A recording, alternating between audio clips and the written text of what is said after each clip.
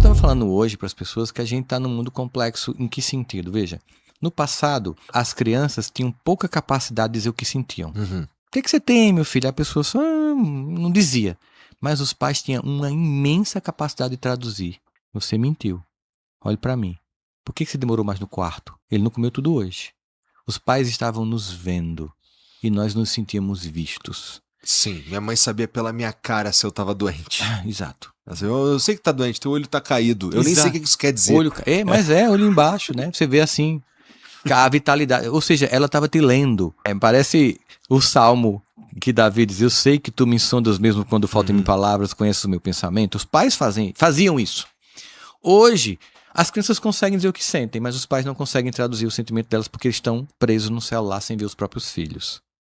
Isso é um movimento. Surge, no meio de tudo isso, uma coisa chamada Orkut, depois Instagram, Facebook e tal, o mundo da comparação extrema. Se uma vez era a minha prima, agora é a blogueirinha da cidade do lado, e é num nível absurdo, né? Ao mesmo tempo, se alguém vai me criticar, não é só minha amiga do colégio, é todo mundo lacrando com um comentário embaixo de um post que eu fiz na internet, e eu não tenho ego para dar conta disso. Como adulto, a gente sofre, como criança, muito mais. Então, nós temos hoje o que eu chamo de tempestade perfeita para o caos.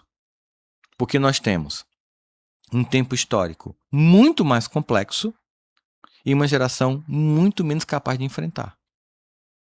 É por isso, Igor, que quando eu terminei meu curso, a gente tratava suicídio infanto-juvenil como exceção clínica.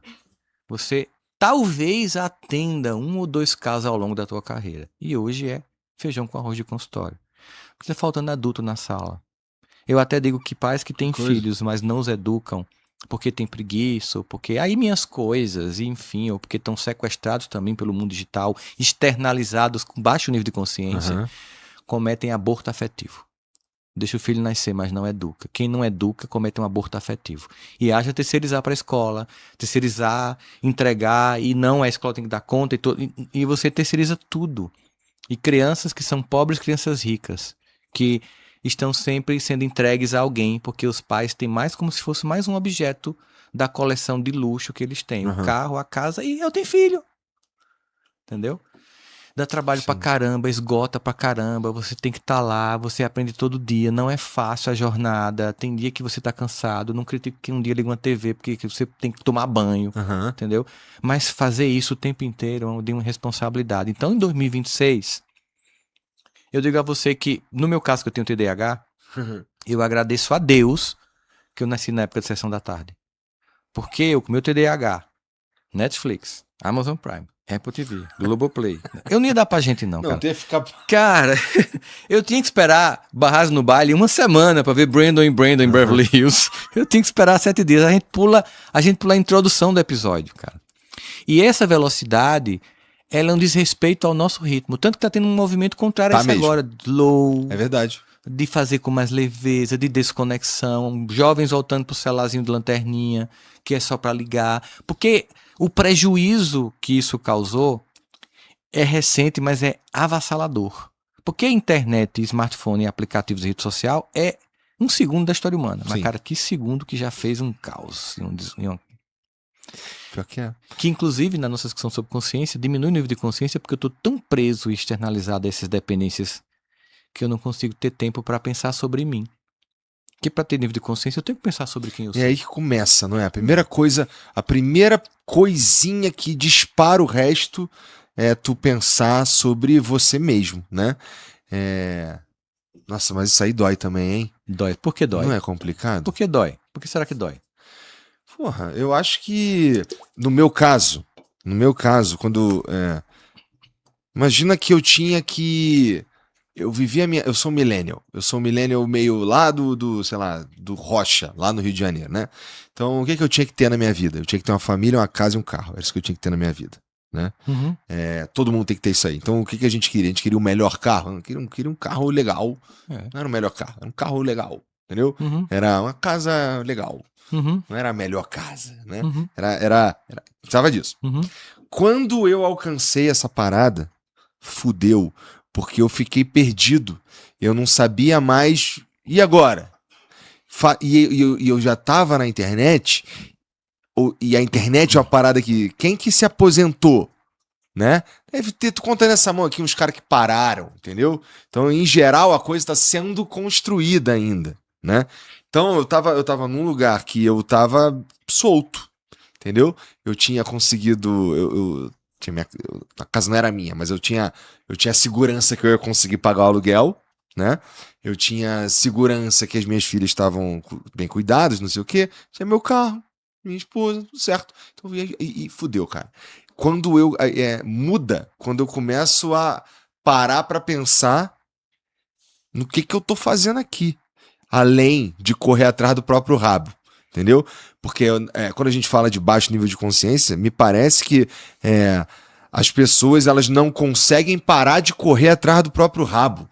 É um problema muito fundamental Sim. de falta coisa aqui. As pessoas elas não sabem se vai ter almoço, então ela tem que correr. A única coisa que ela consegue pensar é se vai conseguir comer ou pagar o aluguel, Sim. né? Ou pagar a fatura do cartão de crédito, Sim, né? sim, sim. Porque assim, não é só comer, né? Tem várias fomes. Isso, várias fomes. Várias fomes. Então, quando tu só consegue só consegue começar a pensar o que tu tá fazendo aqui, foi assim pra mim, tá? Quando eu parei de ter que correr atrás do meu rabo, tá? Que eu consegui, que eu lembro que foi uma época esquisita pra mim, que eu tava solto, sem saber o que fazer. Que? Eu chorava no banho, entendeu? O meme de chorar no banho, eu chorava no banho. Foi quando minha esposa me convenceu a ir falar com o psicólogo a primeira vez, entendeu? Eu não sabia o que estava acontecendo, entendeu? Eu não estava acostumado com isso. Minha parada era... Porra, meu irmão, eu tenho que pagar a porra da parcela do carro, do aluguel, não sei o quê, e pagar os dinheiro que ficou faltando do mês passado. Quem sou eu depois que eu consigo, né? Foi mais ou menos isso. Você estava confundindo sua identidade com a meta. Eu vou te falar que tá todo mundo confundindo a identidade com a meta. Com certeza. É verdade. E aí, quando a meta é batida, você, obviamente, cria uma outra meta para continuar com a identidade que você tem. Isso não quer dizer que você não vai parar de crescer, porque às vezes a vida coloca você numa condição que o crescimento começa a vir normal. Ele vem, porque você fez um movimento que você nem busca mais, as coisas chegam até você. Nem todo mundo consegue isso, obviamente, mas tem quem consiga. Mesmo assim, você pode estar em crise. Eu lembro que no auge da Covid, eu tive Covid, e aí eu fiquei em casa, eu quis cancelar até as palestras online, eu tava sem condição de fazer, porque eu tava tomando medicamento, tinha que ir pro hospital, eu tava assim, completamente sintomático, mas os exames era quase como se estivesse morrendo. E minha esposa tava acabada, mas exames normais, era bem engraçado. Entendi. E aí eu esqueci de desmarcar a CBN. E aí Peter ligou, passando a CBN, aí eu entrei. Não falei que tava doente, aí entrei na CBN e tal, e eu terminou, tô me sentindo melhor agora, ó. Aí fiz, como assim? Você só se sente melhor sem entregar uma coisa pro mundo? Você só é Rossandro quando você entrega um conteúdo? Eu refleti. Assim que acabou, por que eu só me sinto... Eu tava fudido agora, e agora eu tô... Só porque eu entrei e falei alguma coisa legal pras pessoas? Não, e eu? O que está comigo agora? E esse silêncio, esse deserto, o que quer dizer pra mim? O difícil da autoconsciência é que as pessoas, elas quando vão fazer isso, elas primeiro ou não têm uma capacidade de fazer isso, e aí buscar ajuda é importante, ou quando elas fazem para se destruir. Porra, é fácil pra cacete. Isso é fácil. Que imbecil que a gente você é assim, cara? Cara, essa autocrítica destrutiva, que são essas vozes que vêm diante de nós, né? Que vem de avô, bisavô, tataravô, e vem. Eram modelos que eles viviam, era assim que eles estimulavam. Vai lá, você tem que fazer, acabou, deixa de chorar, imbecil, não sei o que lá. Você não tem que dizer pro seu filho, mas também tem que dizer, não, meu amorzinho, faça se você quiser. Não. Há que ter um equilíbrio. Tomar consciência de si passa a ser um evento prazeroso quando você faz com compaixão. Quando você faz assim, caraca, velho, de novo tu fez isso? Ok. A gente tem a meta de não fazer. Dessa vez você demorou 15 dias pra dizer essa merda. Então tá bom, você tá conseguindo demorar o espaço em que você comete esse equívoco, mas o compromisso é zerar isso aqui. Beleza, não se pune, vamos pra próxima. Tipo, filho meu cometeu alguma coisa errada, eu vou lá e... isso aqui foi errado, eu não gostei, vamos ficar ali no cantinho do silêncio refletindo, bora. Não, que vai lá, fica assim. Terminou, vamos brincar com o papai? Ou seja, eu te amo, eu vou continuar te amando, Assim que você tava ali só para adquirir consciência, volta que eu não vou olhar para você com hostilidade. Aham. A gente tem que fazer isso com a gente. A gente tem que olhar, pô, vamos ali pro canto de reflexão, sem se punir, sem se destruir. E o interessante é que para isso eu tenho que passar por outro plano, que é o que o Carl Rogers, um grande psicólogo americano que criou uma das escolas da psicologia centrada no cliente, chamava de cliente, não de paciente, né? Aham. Ele diz uma coisa sobre a aceitação de si mesmo, ele chama de aceitação radical. Ele diz assim, o paradoxo da autoaceitação é que só quando você se aceita que você muda.